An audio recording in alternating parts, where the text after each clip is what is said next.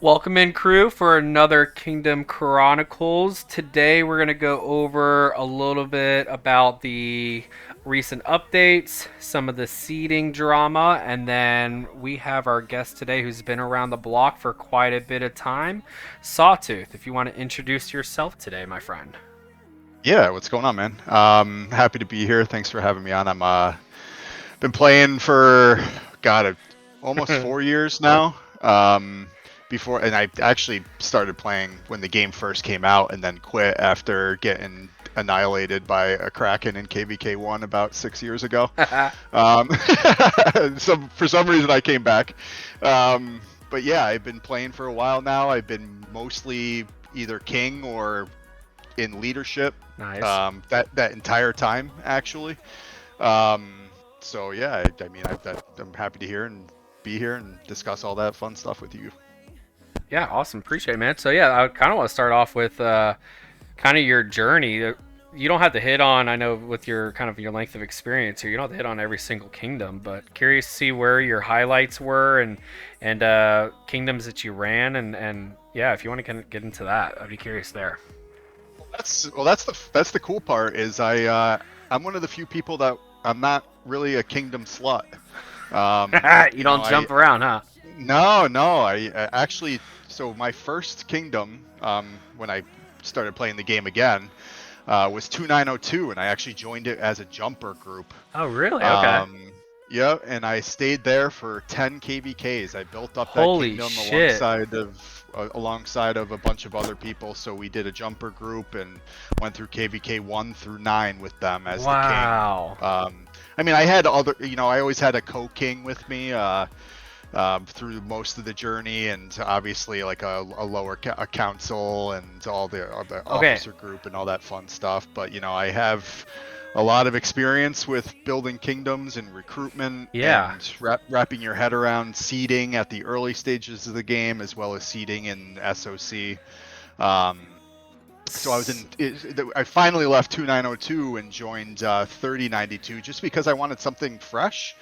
I was kind of I actually wanted to step down from leadership, but as soon as we went to 3092, I kind of got sucked back into it because that's just the way that usually rolls. Yeah. So yeah, Wow. Okay. I spent the last year in 3092 in Hmm. leadership, alongside a bus driver and Black Panther and Gino and Toby and Jeansy and a bunch of other people. And that was a ton of fun, but all good things must come to an end. And now, True. True. True. we decided as a group to move to 2563 for a little bit All right. until I finally landed my forever home in 3221. So, Oh, that's hilarious. All right, breaking news here. Breaking news.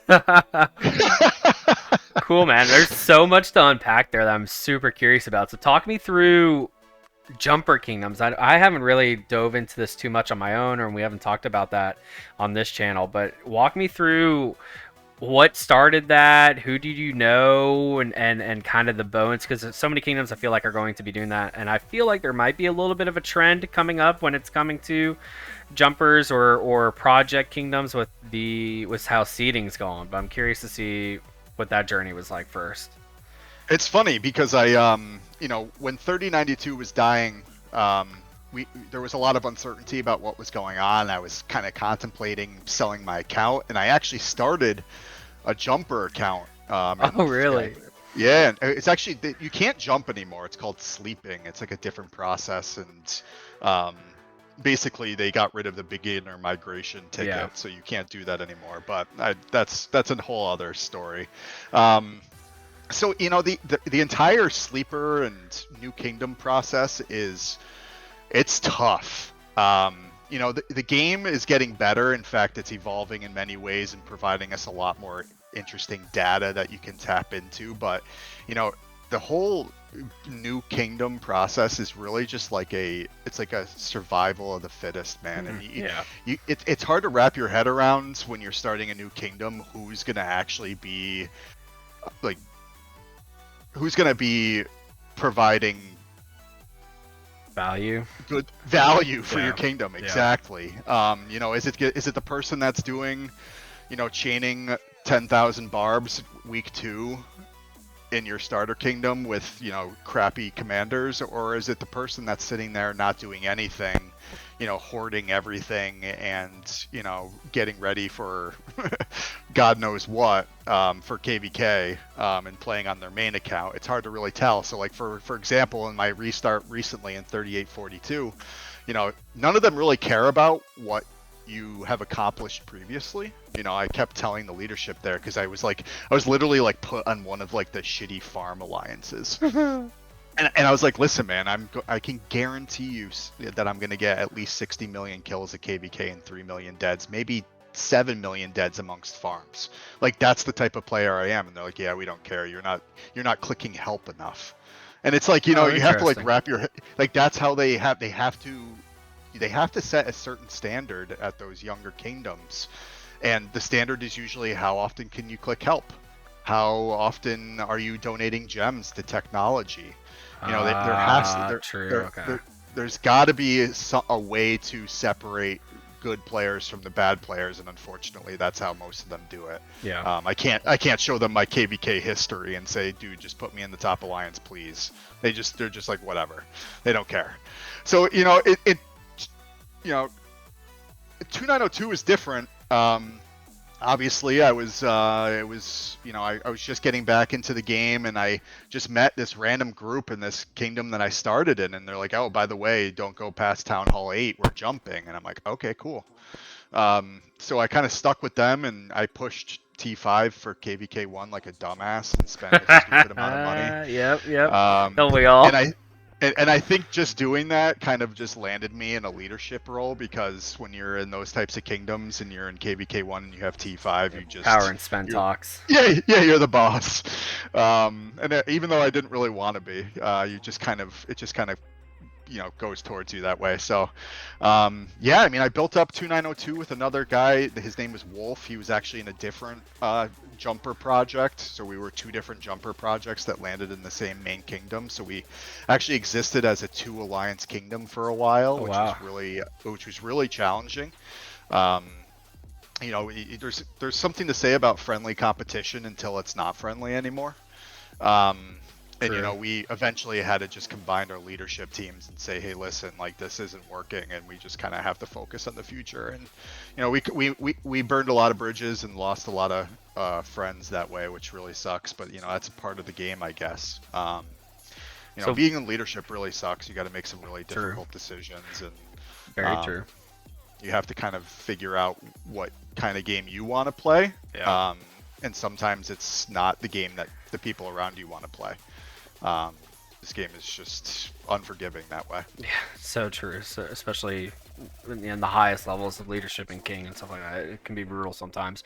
With the 2902, what was kind of the, you know, I know not everything on paper matters about wins loss, but what was kind of how did the wins losses go with the jumper? How's success, and you know, where is it at now? It's funny. We always joked because we always got screwed with matchmaking. You know, I did data. That was like kind of my thing. I had like a little GitHub bot that I used to scan data before all this other stuff existed. Yeah.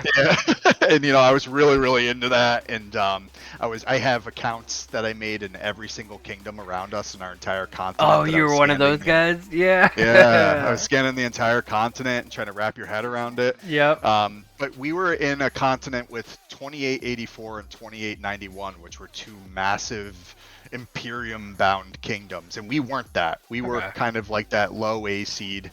So we spent KVK 2, 3, and 4 playing with those two kingdoms, and we didn't have a star until KVK 9, and it kind of became like a joke. Wow, okay. It kind of became like a joke, like we had only lost 1 KVK of those 9 KVKs, so we were technically 8-1, but never had a star. So it was one of those things where we're like, oh, we don't even want a star. Like, you know, I feel that. It became just like a point of pride for us. So yeah, you feel that because we stole the star from you. That in hey, now I have it on record.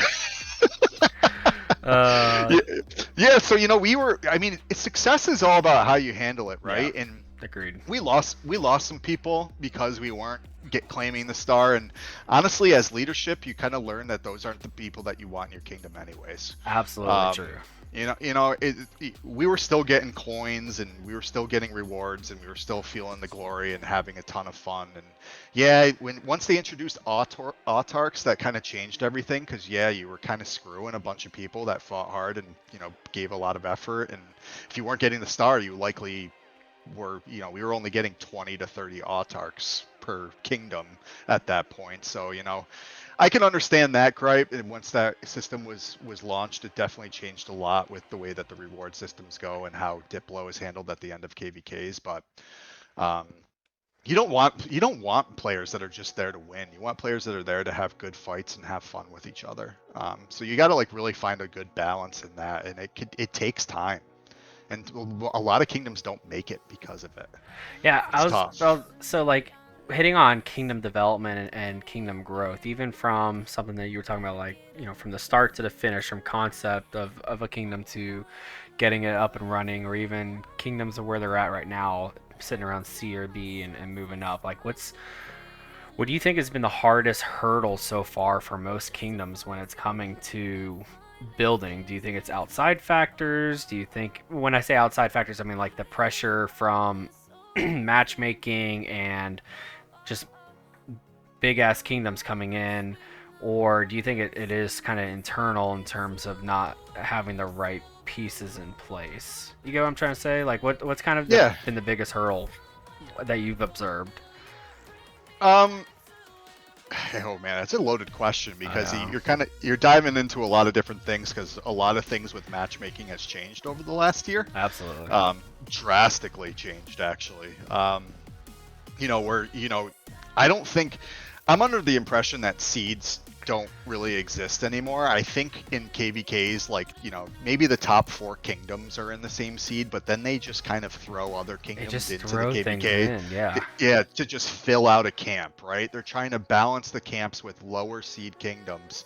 So even if you're trying your best to just stay in a casual C seeds kingdom, it's only a matter of time before you get thrown into one of these hell KVKs where it could just destroy your kingdom, because part of this game is confidence, and having a little bit of pride in what you accomplish. And when you're up against some of these kingdoms where you're just running into a brick wall, and you're free to play players that are only marching 2 marches have 5 million kills after 5 days of fighting, and they're completely zeroed because they literally are taking 1 to 6 trades. Yeah, they just can't. Yeah, there's not a lot you can do, and the game has just kind of evolved into that, where once upon a time seeding was kind of a little bit, it might have been better in a way for the weaker kingdoms previously, because even now, in 3092 we were a very small, weaker kingdom because we were very young and still building, and we landed in some KVKs where you have 5 camp mates. And if anybody doesn't understand how that works in leadership, it's almost impossible to manage. Brutal. It's brutal. And I would say that that's probably the hardest thing with building a kingdom in this day and age is managing leadership and managing the time of leadership. Ooh, okay. Not having war leaders and things like that, that know what they're doing, and it's the game has come a long way with providing quality of life stuff for regular everyday players, but it's just not there yet for leadership. They could do a lot more to help leaders lead their kingdoms. Oh, absolutely. I think the biggest change that they did recently was just the territory planning and being able to preset flags, and I feel like oh my god, it was awesome. Holy shit, I feel like that should have been a fucking thing that came out 3 years ago. Yeah, the only other one was they increase R4s. Yeah, increase R4s. They made it so you could search members with the search bar. Yeah. Which was really nice. I never use that thing, man. I feel like that's still because everybody has a symbol in front of their name, and you can never look somebody up. Yeah, fair enough. That's true.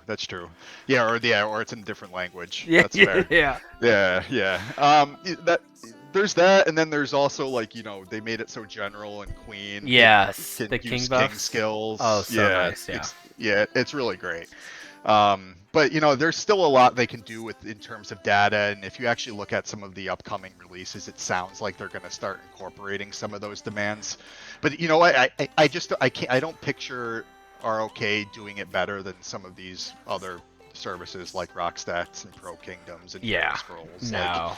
I just don't see it equating to that, but it might help some of these smaller, younger, and a little bit more casual kingdoms survive and Yeah. persist. I think the Who knows? third parties will always be around, just because I think it's good for a game developer not.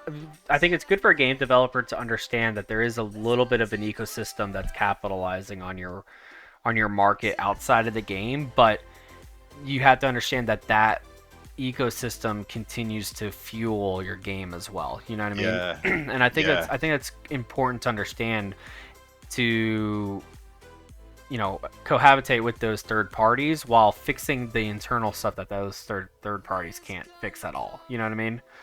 no So doubt. like when it's coming to like the one of the recent things that they pushed out, the kingdom management privileges for the optimization, where there's gonna be like a king skill, the rogue governors, no entrance into Lost Kingdom. Like that's gonna be interesting to see, because I feel like you would know this from leadership and king, one of the most annoying things in the world, and honestly can kill kingdoms even more or even faster than bad matchmaking, is just bullshit that goes on in your own kingdom when it comes to MGEs and farms and shit like that, that people just pop in and log in after 5 years, and all of a sudden they're an issue. You know what I mean?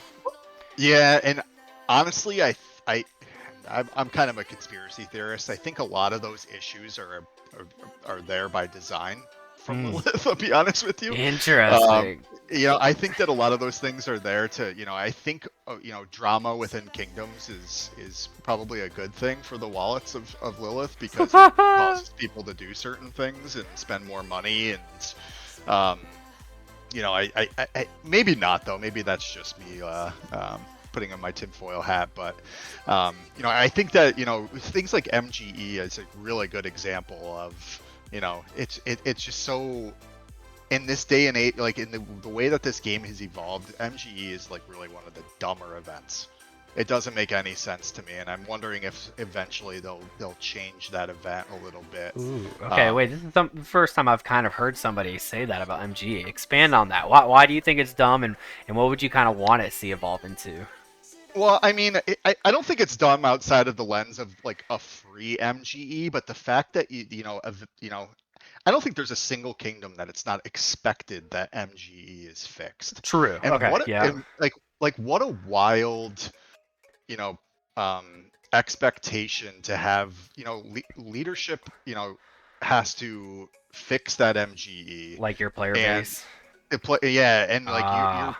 you're pissing somebody off in your kingdom, and like the fact that we have to make those types of decisions as leadership just kind of always irked me. I feel like MGE, I get the concept of it, that you use it to reward certain players in your kingdom that do certain jobs like garrison and rally and contribute in KVK. Yeah. But like, why make it an event where somebody can spoil that reward? Why make it True. an event that somebody can step in and be like, I'm gonna fuck everybody else's fun?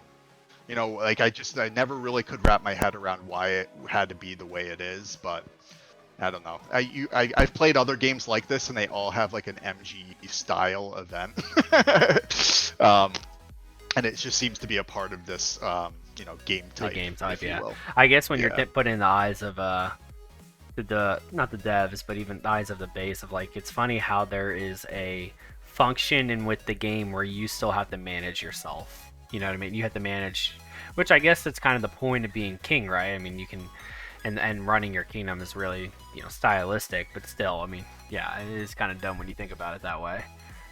Well, I mean, you're asking leadership to, you know, it's crazy the amount of time and effort leadership has to put into running a kingdom, and things like that, and even now alliance mobilization Yep. and other things like that are just like, Oh, don't get me man, started with AM. I can't yeah, stand AM. they're not making it easier for kings, that's No. for sure. And now that, you know, especially when you're talking about higher A and imps, and I don't want to get ahead of ourselves, you're talking about some of these higher end, way more competitive kingdoms. Yeah. You're expected to have war leads in your kingdom 24/7, multiple war leads 24/7, and you know, pilots on 24/7, and leadership. Oftentimes, when you look at some of these bigger kingdoms, the leadership are in charge of, you know, helping finding pilots for accounts. Like, you have Torxus in 1365 that spends half of the KVK trying to find people to get on other people's accounts Yeah. in his kingdom. Yeah. He probably, you know, is that person even playing the game, or are they just trying to find other people to play it for his members? Yeah. You know, it's like It's great. so It's a true. crazy. It's a It's a crazy crazy concept. ecosystem. Yeah. Yeah. Oh, It's so crazy. when it's coming to like leadership, how many? I know 3092 was, I feel like, might be an anomaly in terms of how much plug and play leadership you guys had out there. For those who don't know, most of 3092 is kind of former R4s, and I would say former Kings too, right? I don't. Yeah. And so what would you say, and especially with the kind of the recent update of how many more R4s you can have in the slots, I guess, is there a magic number that you would say for the amount of leadership, or like you're kind of hitting on is the war leads and having just kind of a decent amount of people in each slot? I think, you know, I think we had something pretty cool going with 3092. I think, you know, you can watch one of Law's previous episodes to understand what happened with 3092 with Toby. But, you know, we try to make our bench deep with leadership. And we did that because we all understood and had a mutual respect for the burnout that comes from being in leadership. So we had almost like 8 kings in 3092, which was crazy. It was a little bit out of the ordinary, to be honest with you. We kind of understood that, but we embraced it because we all had a similar vision. You know, we all knew exactly what we wanted, and we recruited each other and all of the people that were in the kingdom because they had that same vision too. So it was never like something that we needed to worry about. We never were like, we didn't have to have a group of people holding others accountable because we were, you know, recruiting based off of that accountability right out the gate. So, you know, it was crazy. At one point, we probably had 50 or 60 people in the kingdom, and I bet you we had 30 people in the officers chat. Damn. Yeah, and it was just because, like you said, we had multiple people with, you know, tons of leadership experience, and you know, we valued that experience, and you know, they brought a lot of great ideas to the table, and you know, a lot of just, you know, thoughts and opinions, and that's what we needed. And you know, it's too bad it didn't work out because, you know, I think that burnout kind of got to the best of a bunch of us, and you know, we're looking forward to seeing what happens next. But yeah, 3092 we were very top heavy. In 2902 though, you know, we were always a pretty large kingdom. I don't think we ever dipped below 100 mains Oh wow. ever Okay. in 2902. In fact, you know, when Fluffy and I were king there, we always tried to have almost a full alliance was Okay. like kind of our goal. But that being said, you know, we might have had, you know, 10 to 15 people in leadership that were actually doing stuff, and then you have like people that are like door watchers and stuff like that too. Just kind of just help with the little stuff, which Putting is an down important role pits too. and placing Yeah, slow flags and stuff like that. Yeah, absolutely. honestly, that's very important. Those are stuff, kind of the not to most crucial disparage. ones, almost. Yeah, because I don't remember to do that stuff. Yeah. You know, I'm thinking about all the other things. And 6 months in advance. yeah, somebody's Yeah. like, "Hey, we haven't had a pit in 8 hours." I'm like, "Oh." Oh, Well, okay. I don't farm, so I wouldn't know that. Yeah, but... yeah, exactly. Okay. Now in regards to some of these other, did you get a chance to watch anybody's like, or take a look at a lot of these updates that are coming out? Is there anything that pops in your mind that you're like, oh shit, you know, Lilith is doing it right this time? I have no clue what to expect about this acclaim system. I think that's going to be fascinating. Yeah, got any takes on this stuff? I don't have any takes on it until we see it. Yeah. You know, I'm all for finding better ways to provide player metrics. Agreed. And Yeah. you know, and wrap our heads around. I think it's good for everyone. I think the biggest problem with Rock has always been that you never actually know if somebody's stats are theirs because so many accounts get sold and bought. So true. And you have people walking around with like these crazy autarks that barely even play the game because they just bought an account off of a Discord marketplace. And I'm wondering if some of this acclaim system, because it sounds like they're using like the recent KVKs, similar to how the autark system was, but now the autark system is kind of muddied because it's a lifetime achievement type of thing. Yeah. I'm excited to see what acclaim brings to the game and tries to add a value to the time and effort somebody is putting into the game. And So I think we'll it's see. I think it's good that they're adding more KVK rewards, tying into the acclaim. So that's always good, giving more rewards. And yeah, even from a leadership and king perspective, when it's coming like recruiting and trying to figure out what that looks like, it's going to help out a ton from what I understand. The optimized battle reports, that's going to be interesting too, because kind of even bleeding into the conversation about pilots, like a lot of the rhetoric in the community right now is pilots KP chase. Like, is the acclaim points going to be something that's going to be new in terms of, Kings adding that as a requirement, right? Like, that's going to be the Yeah. fascinating too. Is that going to change the third party systems to adjust as well and how we judge our own community? So that it's going to be pretty fascinating once that hits. Because when was the last time there was a metric change in the game? Yeah.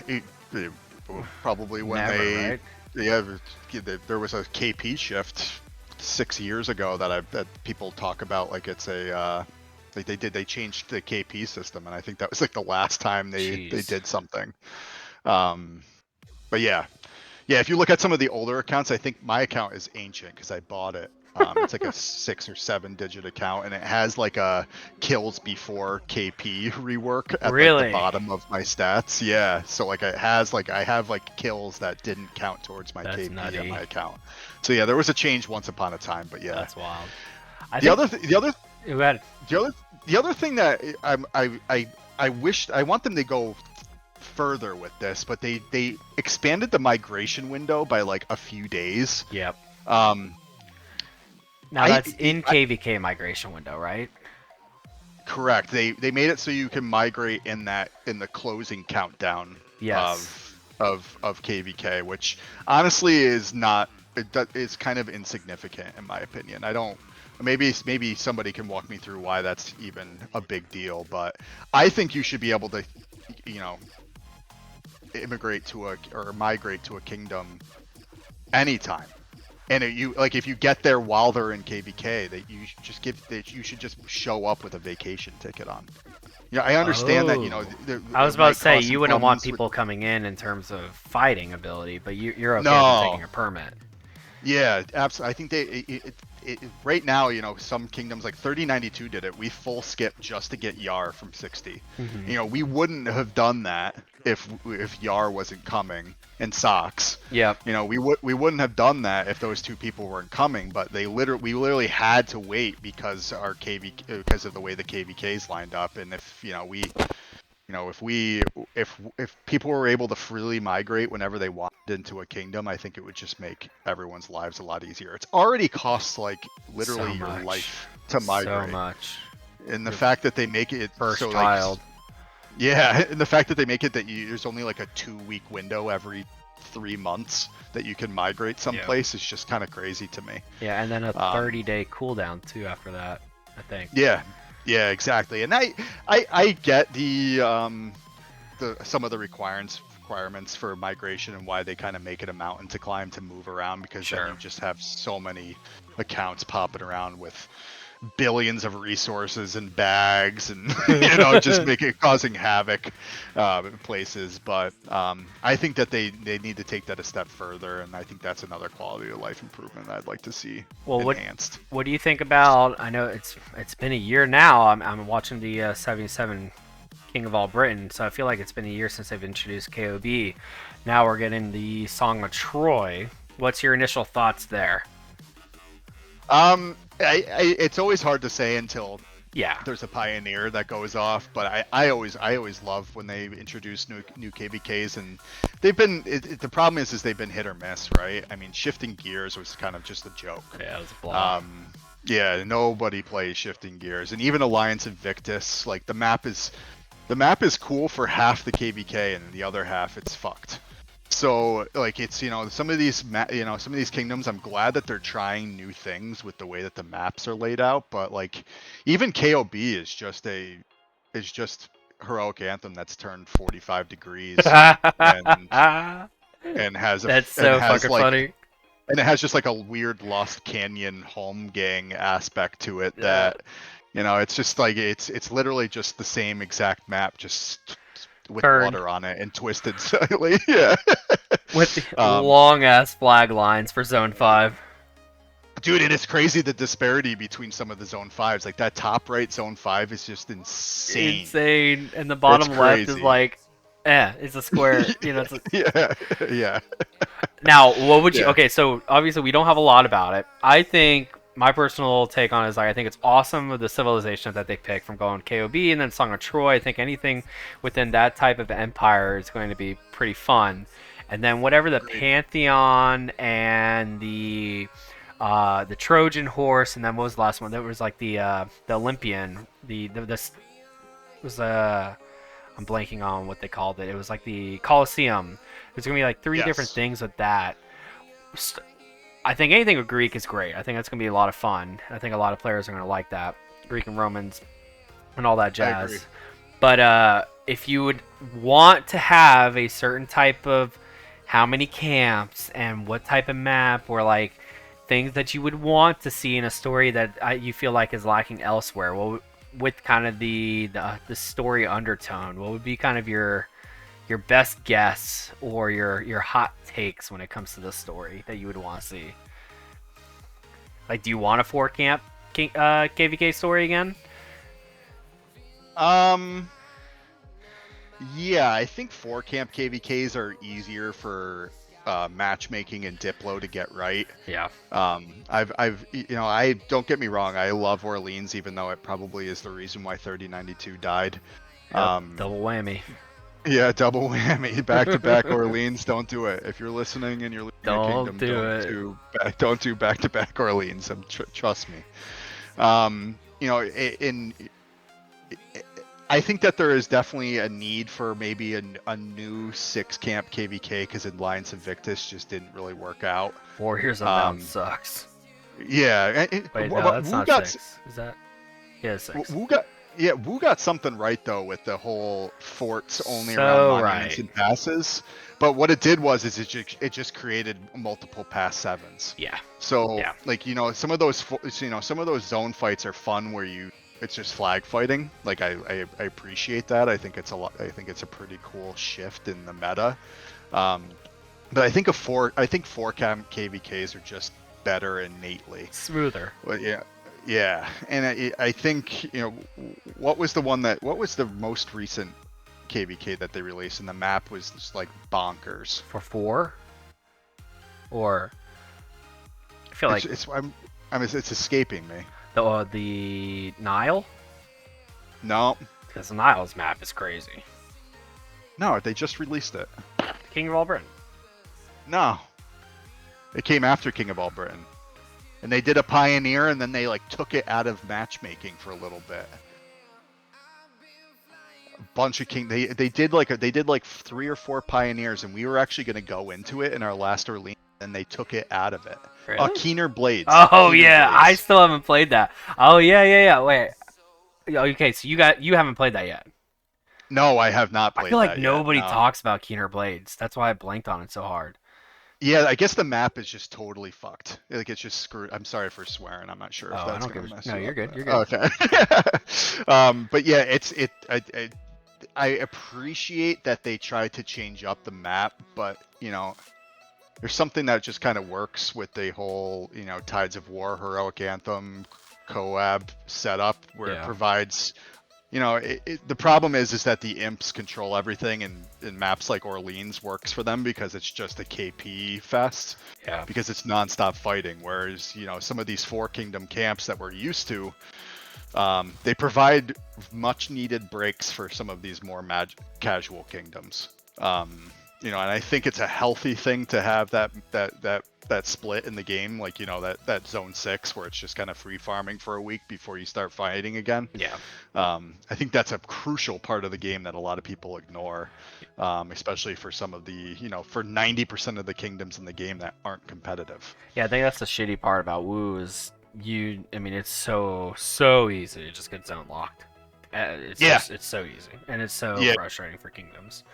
Yeah, and the KVK can be over in Yeah. the first zone. Yeah, that's how it happened to us, and it's just it's unfortunate. I think that even you were talking about like what WoW got right is the fort system. There has to be a way. I don't mind forts only being on structures. I don't think I mind that. Like, I understand the essence of fort walls and the strategy behind fort and putting it where you want to be, but I feel like there has to be, if you're not going to limit forts to structures, there should be another regulation involving forts in maybe in certain game modes, maybe not all game types, but even today with 2377's open and 2489, it was each kingdom, each camp was flagging out, but they had already 8 fake forts in front of their flag line that they had to get rid of, on top of the like 6 forts that were placed in the middle of the map, right? It's crazy to me. I know it's a meta. Like, I'm not going to complain about the meta being the meta, but like, fuck, man. Nobody wants to play a fort battle. Yeah, and I think people are always going to find ways to cheese and get an upper hand. And personally, the amount of coordination and planning and organization that goes into pass opening is something I love about the game. So like, I think it's one of those things that a lot of kingdoms and leaderships overlook. Like I was in the kingdom that we're going to, 2563. Shout out to them. They just, I say we, but they just had a pass open against 1316. Yeah. And honestly, bro, I've never seen anything like it. They have, they might have 110 mains, and they also have 3274 in their camp, which is also a really great kingdom. They had like 50 people in the building VC. Nice. Because they understood how important that it's crucial that pass open is. And honestly, the way that the meta's working with the forts and everything like that, you need that many people involved. You need that many people because one person can't do it all. No, not at all. Being able to switch accounts and place shells and shells and shells. No, you can't. And I respect the game and I respect the strategy. Don't get me wrong, but I feel like if they want to, like, everybody loves the field, right? And that's the thing about Siege is everybody loves the field. And WoW being able to place their forts on structures, I feel like there's a little bit more of a smoother, sweet spot that they can find. Agreed. I think that I'd like to see more, types of what are they called? Mechanics like that that are just breaks from the normal. Like shifting gears went too far with the whole siege range shit. But it went. That was down a rabbit hole that I don't think anybody wanted, but nobody asked for it. I don't think anybody would have guessed that was a thing. But I'm looking forward to seeing what they do because I completely agree. It's such. I liked Orleans too in the way that they set up that with France versus whatever they're called. Yeah, it's cool.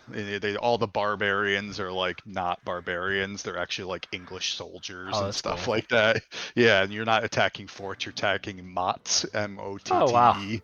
Yeah, it's just like it's fun and it's just different. So, well, maybe we'll get some similar stuff out of Troy because the Greek gods, because they hint at the Artemis ride waves, calm, and kraken shell. So it looks like we're gonna be able to pick like our own little blessing. So I'm assuming there's gonna be some good game mechanics in this one. I'm assuming. Yeah, and that's what I really liked about Tides of War. I think honestly, if Tides of War and Heroic Anthem are in a pop, I don't know why anyone would pick Heroic Anthem anymore. I don't either. Tides is one of my favorites when it comes to that. I think Tides is cool. They what they did with the whole you know, the whole alliance directive and personal directive system is really cool.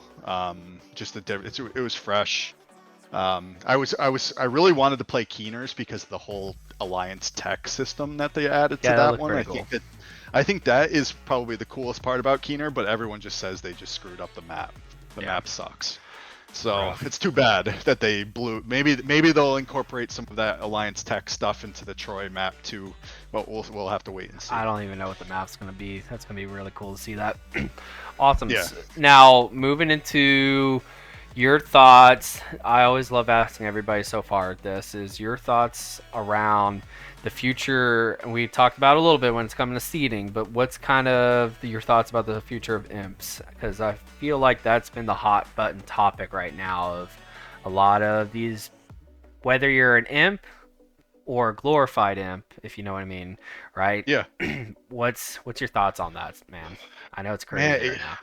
yeah, it's crazy right now, and it's funny. People talk like, "Oh yeah, remember when we faced you 9 months ago or a year ago?" And it's like we can't even talk like that anymore. Like it doesn't matter what those KVKs, even like 1960, they have such like a crazy history, but the kingdoms are indistinguishable. So many people are coming and going either from the game or from kingdom to kingdom that like, a lot of these kingdoms, they're not exactly like they're just not the same You think they have ever. that much turnover? I think they do. Yeah, definitely. I mean, maybe there's definitely some exceptions to that. Like maybe 1960 wasn't the best example because their leadership had been around there for a while. Sure, sure. And they had some core members that were there, but they're you figure that a lot of those kingdoms went from 2 alliances, sometimes 3 alliances, to 1 alliance Yeah, very very quickly, and all those players had to go somewhere. So yeah. I don't know, man. It's an awesome topic, and I would like to see some sort of like KVK seasons that kind of forced those Imperium kingdoms to pop with each other. I think that Huh. makes the most sense to have, you know, have like some sort of 6 month tournament where 2489, 1606, 77, 60, like all the big dogs just kind of have to duke it out over the course of maybe like 2 or 3 KVKs. Like a Because the round match, robin. it's impossible to balance matchmaking when you throw one of those kingdoms into it. We just saw 77 do a 3v1, and that's not fun for the those kingdoms that are a part of the three. One of those kingdoms didn't do anything for 50 days. And there's like what are they supposed to do? Um so I if as long as kingdoms are dodging one another and things like that, it's gonna be tough for the kingdoms that just don't care about who they're matching against. Well, I mean, even look um at this one, right? I mean, the other zone, there's no fight going on because they decided to save because they didn't want to fight. You know what I mean? It's just you're gonna right. have. I feel like you're gonna have more situations like that come out where kingdom camps are taking a strategic position because they are involved in matchmaking that they don't want to be a part of, which I'm not the biggest fan about not fighting. We're play a game for a reason. Might as well just send it and go for it, right? But if you lose, Yeah, you lose. Who cares?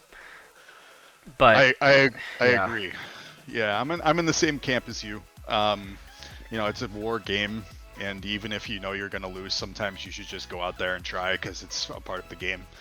do Um, you want to see? I feel like it's something I've been harping on a little bit.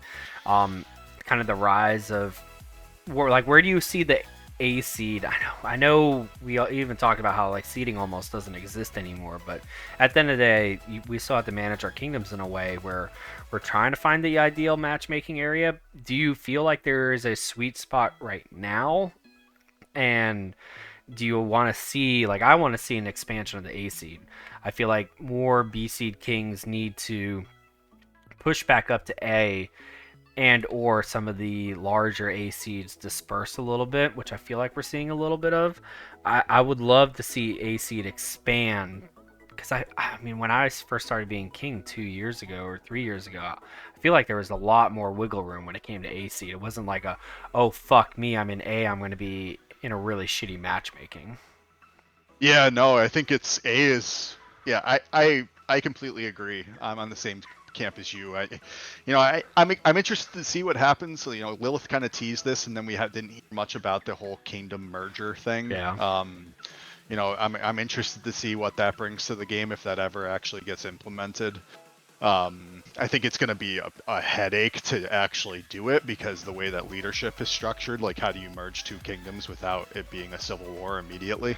Um, but I listen. I like the changes that they've made with matchmaking. They made power a little less important. Yeah. They made previous KVK performance way more important. Yep.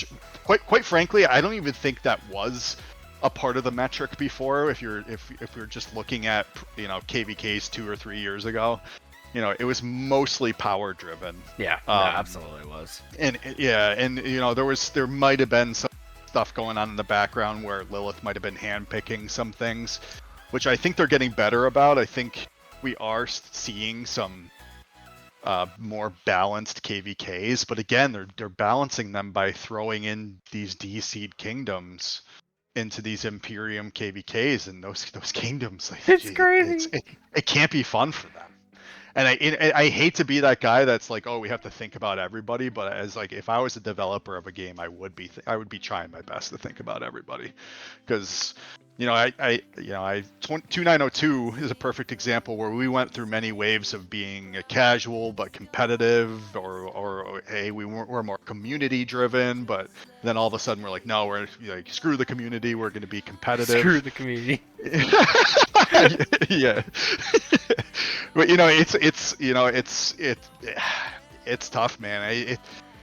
Lilith created a game here where I think that they're kind of in a pickle where I don't think matchmaking will ever get perfect. I think that they've done a lot of stuff to make it better, but I completely agree that building a backup A seed is better for everybody, and I think limiting migration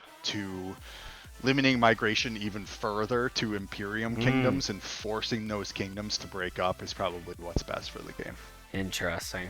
Yeah, I mean, you're already kind of seeing it naturally with the burnout issue that everybody's having, right? I can't tell you how many people that are coming to our project that have said, hey man, like, I love the mission that you guys are a part of in terms of trying to build. It baffles me, Saw. Like, it genuinely baffles me that there's such a problem in this community when I'm going to just say it, problem. I know it's hard, but I feel like there's such a problem within this community of not being able to find the balance between, I said this the other day, and I'll see if I can say it better. Yeah. Finding the balance. You can be competitive without being serious. Does that make sense?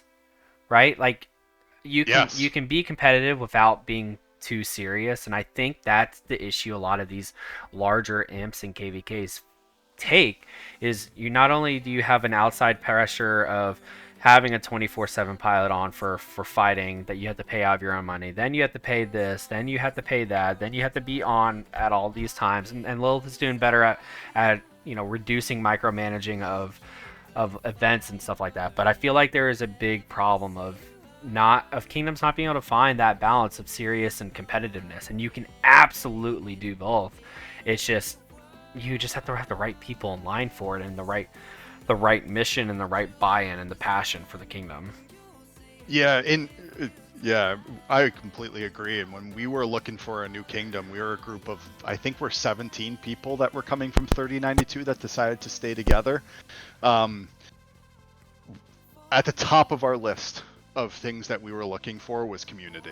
Yeah. That it really is, when it comes down to, like, a lot of us had offers from other big top kingdoms, but after talking to them, we're just like, these people suck.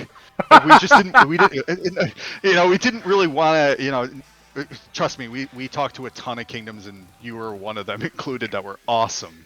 That's so funny. but we wanted to, it was more important to us to find a place that we were going to go to that was going to be fun to play at. Yeah. And the entertainment factor is definitely high for us. And honestly, if people don't know us, we're kind of, we're rated R in many ways, and I would say that we're a little That shit crazy. yeah, yeah, exactly. We have some issues. So, but in a good way. I think we just like to joke around and have fun, and I think you can actually grind it out and be super competitive while doing that too. So Yeah, and one of my things before we made the switch of going A seed was I feel like, and this is kind of to all the kings that are in the C and B area, I feel like what I was worried about for a year before I made the switch was I always felt like I couldn't grow into an A seed without, kind of like what you said with 2902, is like, okay, well, fuck the community, we're gonna grow. And I always felt like that had to be a thing, right? And I think 3092 helped me find the motivation there too. But you can absolutely grow into A seed and maintain and keep and grow your community and your fun culture. You just have to find the right people. If you're not adding the right people to your kingdom that align with your passion and your skills, like, don't always, we talk about like accounts chasing KP on the field. Like, same thing for kings and leadership, is we don't always have to chase accounts that have high KP and high power just because they look nice, right? Like, if they're not going to be a part of your community, then why even add them? Yep. Yeah, exactly, man. Everything is a balance at the end of the day, especially when you're looking at it from a leadership perspective. In 2902, we took a lot of groups that had these crazy whale Kraken accounts that came with a lot of dead weight. And it was just one of those pills that you swallowed, because we were taking in a little small community, a community of players that were friends with one another, that, got along with each other. And we valued that as a kingdom. So you have to make that conscious decision of how much of the lower contributors can you take to balance your community. If some of those people are those people that are talking in alliance chat, sometimes those people are more important than the person that's dropping 50 million kills in the first 12 hours of pass open. You have to find the balance, and you have to find ways to value people outside of KP. Yeah, absolutely. It's so important. Yeah, and really hard. It's so hard. It's so hard. You have to find that balance, and it's just part of the game and part of being a king. It just is. Okay, to kind of wrap it up, what's kind of your hot take in terms of where you think the game should go, or add or get rid of? What's your hot take of the day when it comes to Lilith? Putting you on spot here. Yeah. Oh, that's a good question. I think what just grinds your gears? My hot take is that they, instead of making, I don't think it's possible to remove all of the pay to win aspects. I think it's an important, a lot of the bundle aspect of the game is super important, but yeah. I think the game would be healthier and Lilith would be richer if they focused more on skins. Yes. Okay, I said this in my my update for the ROK update. Is I feel like if they push more skins and cosmetic pay areas, they're gonna rack up cash on that end. You look at every other game out there, they're not necessarily in a pay to win position. They are in certain aspects, but like your Fortnites of the world, your rivals, your Overwatches of the world, they're racking up money off of skins. Yeah, Counter-Strike is one of the most lucrative games of all time, and it's the boxes.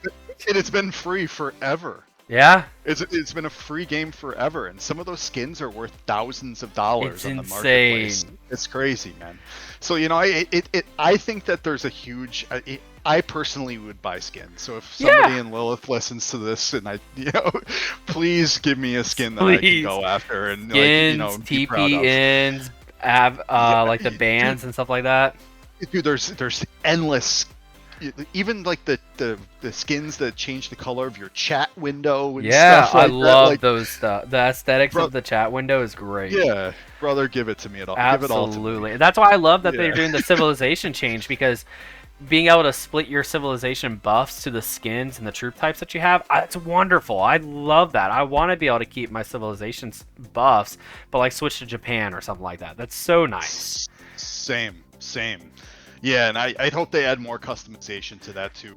I think that adding as much customization as possible is better for the game. I want them to add more equipment to the game Yep. so that it's not everything is just a one-trick pony. Like, you know, there's some a little bit with like archers where you can run 2-2-2 or Yeah. 4-2 or things like that, but for the most part, It's there's a all the best in same. class. There's best in class in everything, Yeah. and there's very little wiggle room.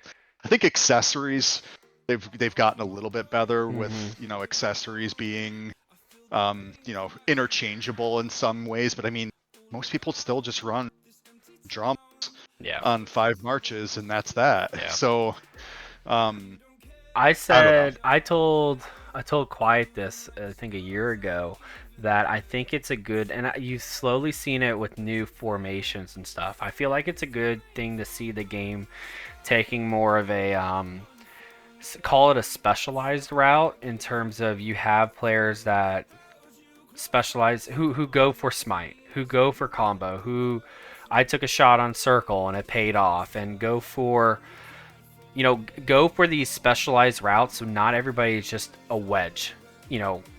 Yeah, yeah, Not everybody's just arch, right? I think it's really good to see players be able to take those specialized approach and be like, sure, there's your siege players, but hey, I'm going to use combo on this with this commander, like, and even Philip being able to be so multi-versatile when it comes to different approaches and different skill sets. I think the more specialized, and it helps with skill gap and the skill creep as well, because you can have players who do a fantastic job because they spent all their time focusing and approaching one specialization, versus like whales and krakens kind of, sure, they can do everything due to spend level, but they don't, nobody really specializes in circle if you're, a kraken, right? You know what I mean? You know what I'm saying?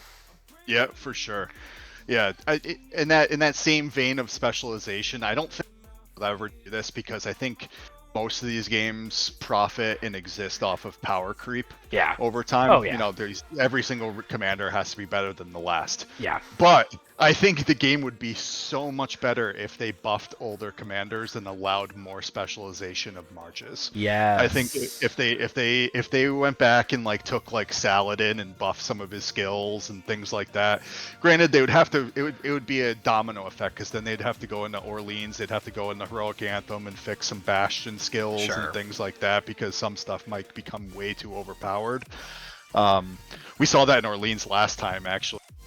The Cav March was just unstoppable because Chandragupta's third skill is like an exhaustion thing that basically applies like a 70% all attribute loss to any garrison that you're rallying. It's nuts. That's nuts. But yeah, it's just like one of those things that probably nobody could wrap their head around until somebody did it, and then it just dominated the KVK we were in. Yeah, and I don't think the museum buffs don't do it justice enough. I appreciate the museum buffs, and I think it has like YSG, it's kept alive. YSG is awesome.